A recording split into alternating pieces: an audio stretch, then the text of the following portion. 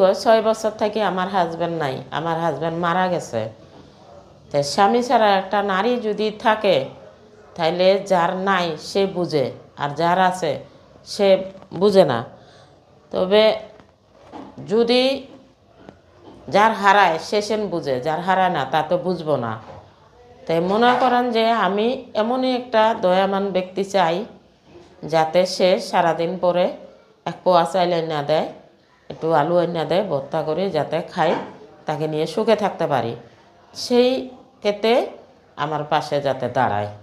কারণ আমি চাই যে একটা ভালো একটা মানুষ যার মন আছে, সে টাকা পয়সা না থাক, ধন সম্পদ না থাক, তার মন আছে, সেই মনটা নিয়ে যদি সে আসতে পারে তাহলে আমি তারে নিয়ে সুখে থাকুক।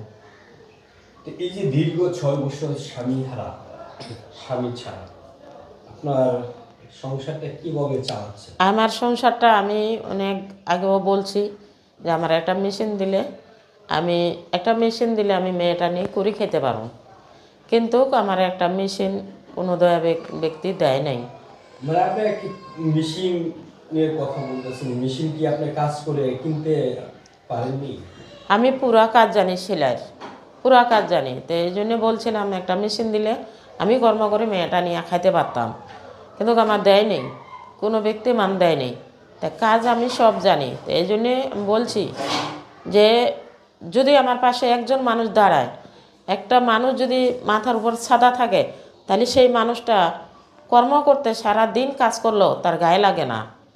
ঘরেও চিন্তা, বাহিরেও চিন্তা, তো ওই ব্যক্তিটা কীভাবে টিকতে পারে বলেন? বাইরেও চিন্তা, ঘরেও চিন্তা। এই যে আপনি বিয়ের কথা বলেন, আসলে কি আপনি বিয়ে শাদী করবেন কি? আমি বিয়ে শাদী করুম আমার যোগ্য যদি মানুষ আসে, কিন্তু যদি আমার বয়সটা দেখা যদি কোনো ব্যক্তি আসে তাহলে আমি তারা বিয়ে করুম। সেই মানুষটা বয়স কিরকম বয়স না? 40, 45, 50 হলেও সমস্যা নেই। মানে এই যে আপনি বললেন যে সেই মানুষটার সাথে সারা জীবন কাটিয়ে দিতে চান, তার সেবা করুম, তার আদর যত্ন করুম, সে বিছনায় হাঁকবো, মুতবো, পরিষ্কার করুম। মানে এই যে আপনি কি এই পর্যন্ত কোনো মানুষ আপনাকে না, পাই নাই আমি। পাইলে তো আর কেরমার সামনে আইতাম না। কেরমার সামনে মানুষ কি বারবার আসে? টাকা পয়সা কি আছে? টাকা পয়সা তো মেতারের ঘরও আছে। টাকা পয়সা দিয়ে কি সম্পর্ক হয়? হয় না। কিন্তু কথা হচ্ছে আমি একটা ভালো মানুষ চাই যাতে তার সেবা করতে পারি, সারাদিন কাজ করি, তার সঙ্গে কথা বলতে পারি রাত্রে।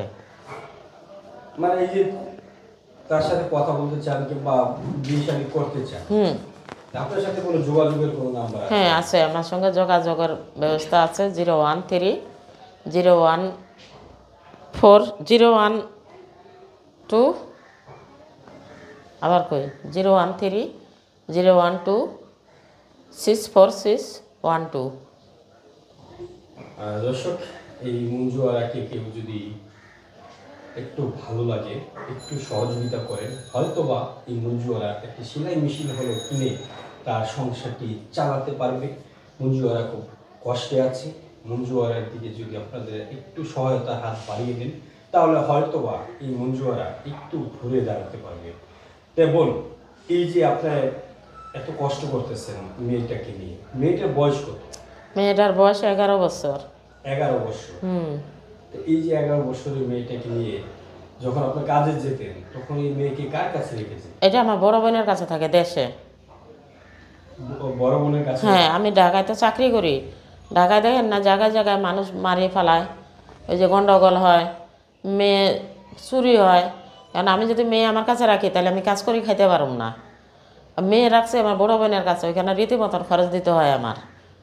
আবার এখানে আমি একটা রুম নিয়ে থাকি 3000 টাকা ভাড়া। আমি এইখানেও কষ্ট করি, আমার মেয়ে ওইখানেও কষ্ট করে। আমি খুব নানান টেনশনে আছি। এই জন্যে বলছি যে আমি একটা ভালো মানুষ নেব, তার টাকা পয়সা না থাক।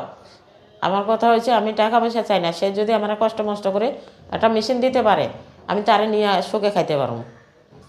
দর্শক শুনলেন মঞ্জু আরার জীবনের গল্প। যদি আপনাদের একটু মায়া হয় তাহলে মঞ্জু আরাকে একটু সহযোগিতা করবেন, সহযোগিতার হাত বাড়িয়ে দিবেন। বিয়ে শাদী সহযোগিতা একান্তই আপনাদের ব্যক্তিগত ব্যাপার। মঞ্জু আরার সাথেই যোগাযোগ করবেন। যে নাম্বারটি দেওয়া আছে স্ক্রিনেও দেওয়া থাকবে, সেই নাম্বারেই যোগাযোগ করবেন। সকলে ভালো থাকুন, সুস্থ থাকুন। আল্লাহ হাফিজ।